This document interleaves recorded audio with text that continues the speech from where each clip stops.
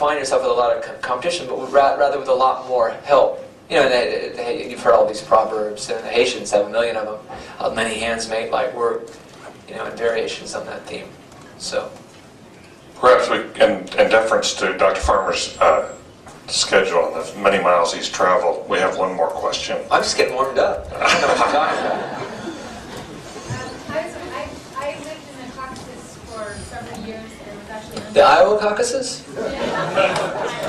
But I was unknowingly exposed to tuberculosis when I was there, and it was a huge problem. And your description of the problem in Tomsk was very similar to the situations all over the former Soviet Union with the tuberculosis and AIDS, this huge problem in the jails.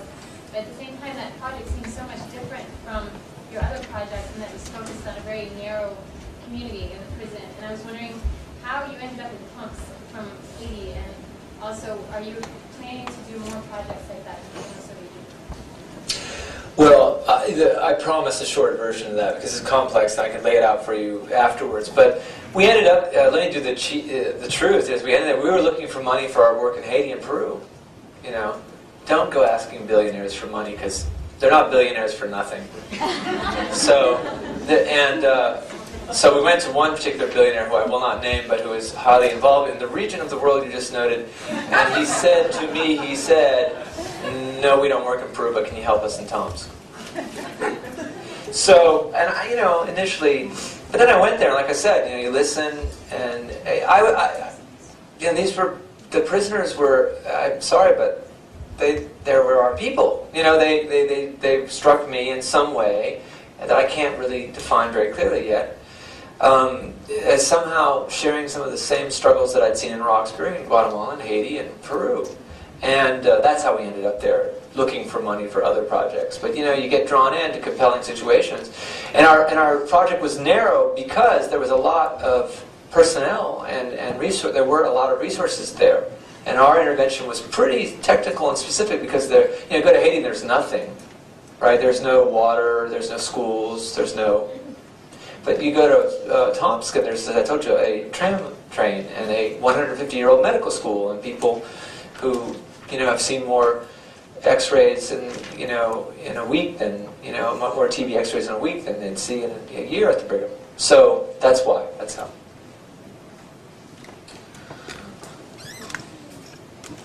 I'm not going anywhere. I mean, I just worry for others. Yeah.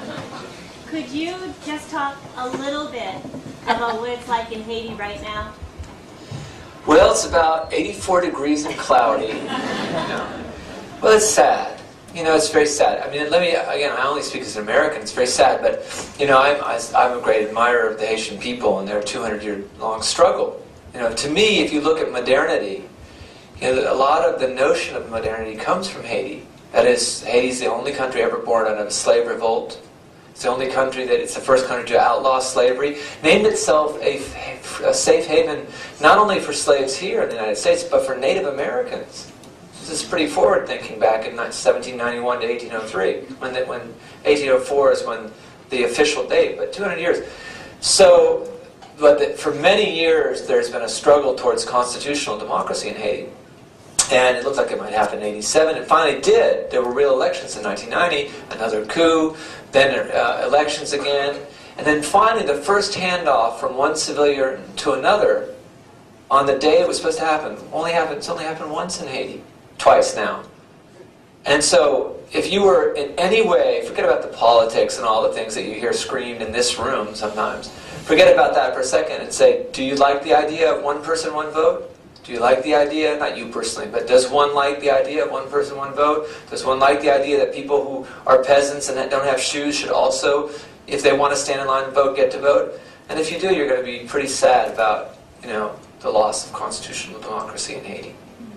I mean, none of the people there are elected, you know, and so that's hard, I think, for people who live in poverty in Haiti. I mean, clearly there's vast cheerleading numbers. The well-to-do Haitians are not sad about it. You can hear that at Harvard just as easily as you can in Port-au-Prince, but you can't hear where I live. You know, you just hear people saying, I heard someone say to me in clinic last Thursday, I'm never going to vote again because I'm tired of being insulted like this. Why should I vote again? Every time I vote for someone, they just overthrow the people we vote for.